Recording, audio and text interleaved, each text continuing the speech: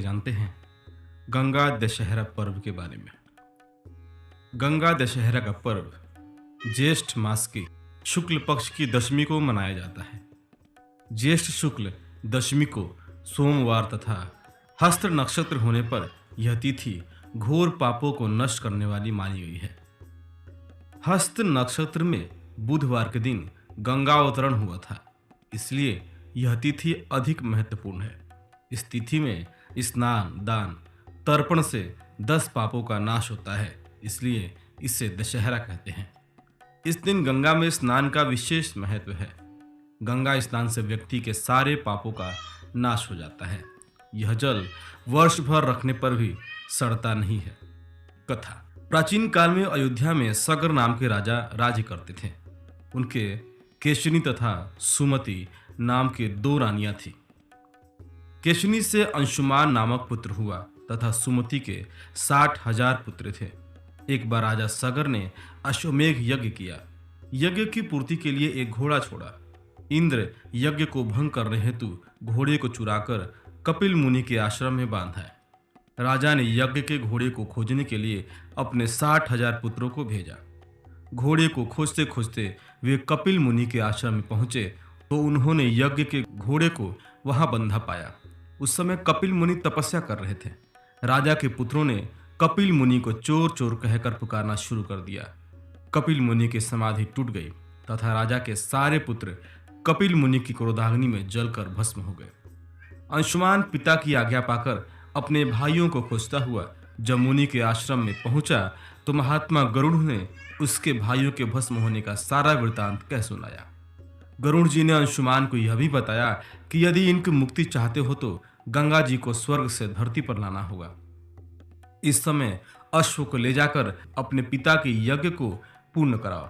इसके बाद गंगा को पृथ्वी पर लाने का कार्य शुरू करना।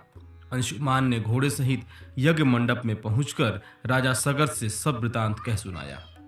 महाराज सगर की मृत्यु के पश्चात अंशुमान ने गंगा जी को पृथ्वी पर लाने के लिए तप किया, परंतु वह असफल रहे। इसके बाद उनके पुत्र दिलीप ने भी तपस्या की, परंतु वह भी असफल रहे।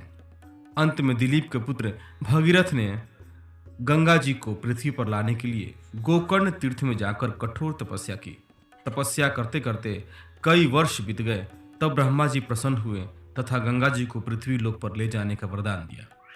अब समस्या यह थी कि ब्रह्मा जी के कमंडल से छूटने के बाद गंगा के वेग को पृथ्वी पर कौन संभालेगा। ब्रह्मा जी ने बताया कि भूलोक में भगवान शंकर के अतिरिक्त किसी में यह शक्ति नहीं है जो गंगा के वेग को संभाल सके। इसलिए उचित यह है कि गंगा का वेग संभालने के लिए भगवान शिव से अनुग्रह किया जाए। महाराज भगीरथ एक अंगूठे पर खड़े होकर भगवान शंकर की आराधना करने लगे। उनकी कठोर तपस्या से प्रसन्न होकर शिव जी गंगा को अपनी जटाओं में संभालने के लिए तैयार हो गए। गंगा जी जब देवलोक से पृथ्वी की ओर बढ़ी तो शिव जी ने गंगा जी की धारा को अपनी जटाओं में समेट लिया। कई वर्षों तक गंगा जी को जटाओं से बाहर निकलने का पथ न मिल सका। भगीरथ के पुनः अनुनय विनय करने पर शिव जी गंगा को अपनी जटाओं से मुक्त करने के लिए तैयार हुए। इस प्रकार शिव की जटाओं से छूटकर गंगा जी हिमालय की घाटियों में कलकल निनाद करके मैदान की ओर बढ़ी। जिस रास्ते से गंगा जी जा रही थी उसी मार्ग में ऋषि जनहू का आश्रम था। तपस्या में विघ्न समझकर वे गंगा जी को पी गए। भगीरथ की प्रार्थना करने पर उन्हें पुनः जांग से निकाल दिया। तभी से गंगा जनहू पुत्री या जाह्नवी कहलाई। इस प्रकार अनेक स्थलों को पार करती हुई जाह्नवी ने कपिल मुनि के आश्रम में पहुंचकर सगर के 60,000 पुत्रों के भस्म अवशेषों को तार कर मुक्त किया। उसी समय ब्रह्मा जी ने प्रकट होकर भगीरथ के कठोर तप तथा सगर के 60,000 पुत्रों के अमर होने का वर दिया तथा घोषित किया कि तुम्हारे नाम पर गंगा जी का नाम भगीरथी होगा। अब तुम जाकर अयोध्या का राज संभालो।